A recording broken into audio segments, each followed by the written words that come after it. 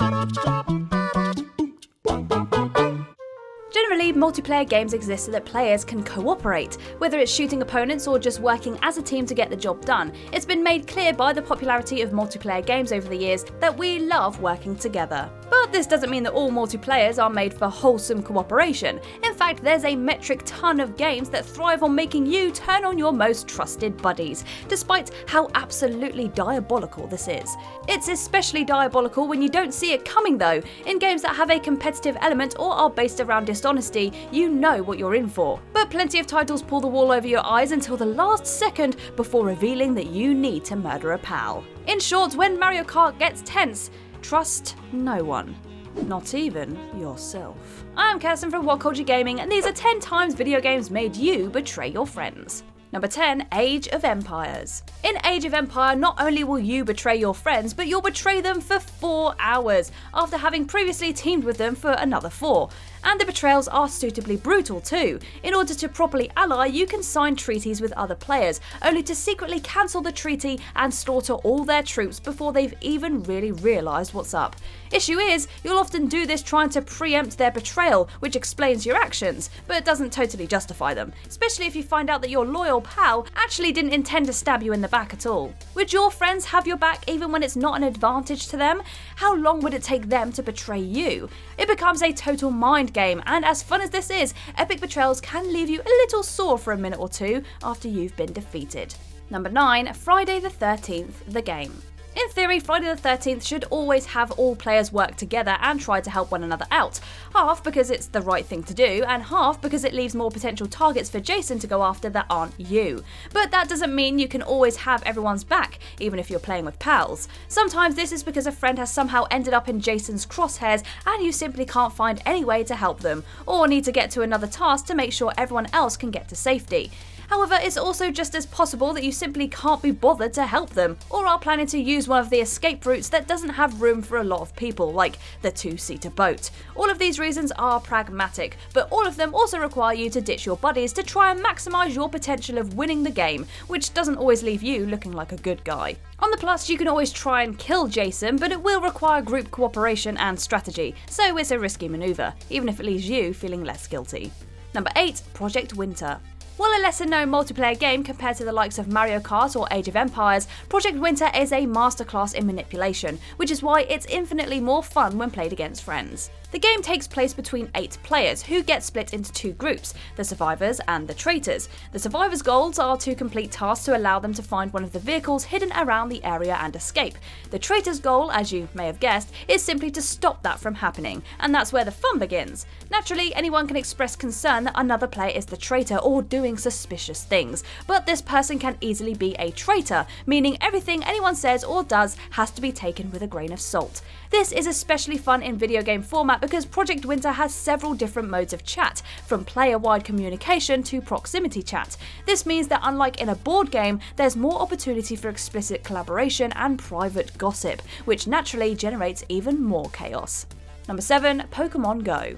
Initially, Pokemon Go seems like the sweetest collaborative game ever. You can trade with friends, raid with them, and even send them little presents just as an extra touch. At each landmark that the game recognises, players are able to put their Pokemon there to guard it, earning them coins the longer they're there. Unfortunately, if you and your friend live close enough, this means a lot of the gyms you're going to want will be ones they've either conquered or want to, meaning that your best bud has now become direct competition on your journey to become the very best. Like no one ever was. It's not exactly a betrayal you can hide either, as you get a notification when your gym party are wiped out, and you can see your friend has massacred all of your favourite critters for just a few more measly coins. With friends like these, it's no wonder that Team Rocket has such a high membership. Number 6, Town of Salem. If you ever want to learn which of your friends is the best at lying to people, there are a few better ways to find out than sitting everyone down and playing a game of Town of Salem. Or 3. The game is sort of like Project Winter, only a little more complicated. Instead of 2 factions, players are split into 3. Townsfolk, Mafia, and Neutrals. The townsfolk aim to kill the Mafia aim to kill the townsfolk, and neutral players have their own unique goal. For example, the werewolf is able to kill someone every full moon.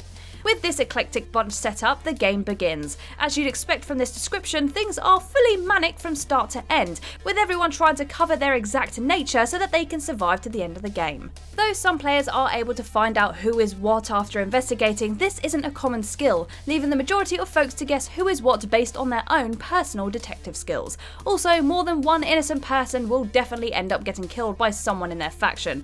That's just the way it is. Number 5. Mario Kart. What is it about multiplayer Mario games that makes us turn on our friends almost instinctively? Nobody can quite say, but they can say one thing for sure. Getting a blue shell when your friend is in first place is a beautiful, if slightly guilty, feeling. Competitive racing often sees you try your all and downright push each other off the road as you jostle with one another to try and get the perfect line in the track. There's also a nefarious little mechanic that sneaks into these games called slipstreaming that is likely familiar to many real-world racing fans.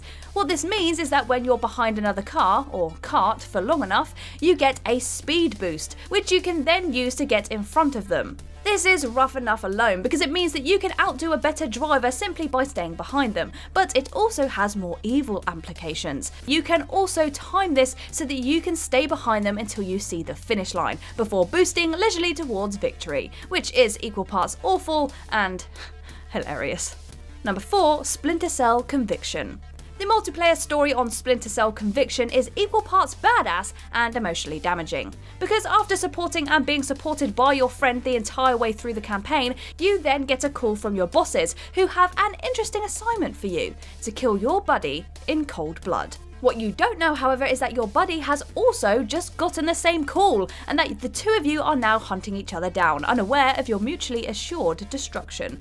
This is especially tense if you're talking while you play the game, as you both now awkwardly joke around like nothing is wrong while you steadily approach each other, preparing to snap a neck. While this is one example that shouldn't lead to bad blood that lasts very long, as at the end of the day you both were trying to do the same deed, the memory of either being shot by a pal in the face or shooting a pal in the face is something that you might not forget for a good while. Number 3. Castle Crashers. You could easily play a decent portion of Castle Crashers under the impression that the entire game is just a wholesome co-op from wall to wall. It's you and your pal, or pals, against countless swarms of evil, and that builds a bond that feels indestructible. Well, it's indestructible until you finish any of the boss battles and discover that if more than one of you has made it to the end alive, you now need to duke it out in order to win the reward of a smooch from the princess. Despite the fact that none of you are planning a future with this cartoon lady, you will suddenly viciously turn on each other for little reason other than you can. Hilariously, because the boss battles are at the end of the stages, you'll continue this almost as a cycle, building your bond back up again as you fight through levels, only to beat 10 bells out of one another whenever you're given the chance. Number 2. A Way Out. A Way Out is basically a friendship betrayal sim, given how intensely you have to sell out your friend at the end of the game. After surviving and then breaking out of prison together, escaping the law as a team, and generally having each other's backs throughout crazy circumstances, you discover that things aren't what they seemed. This is because one of you, Vincent, is actually an undercover cop who has no intention of letting his buddy Leo actually go free. And thus, at the end of the game, you find yourself locked into a vicious battle with the person that you've been working with the whole game, who is also potentially one of your dearest friends in real life. To make matters just that extra bit more tense, the game actually has 2 endings depending on who wins this fight, so you actually have a decent incentive to want to win this fight as well. Although this does kind of suck for whichever friend loses, as they get to see how the plot would continue if the character that they played as didn't bite the dust. Possibly worth playing twice to get both endings with this one, just so everyone gets their moment. Number 1. Mario Party.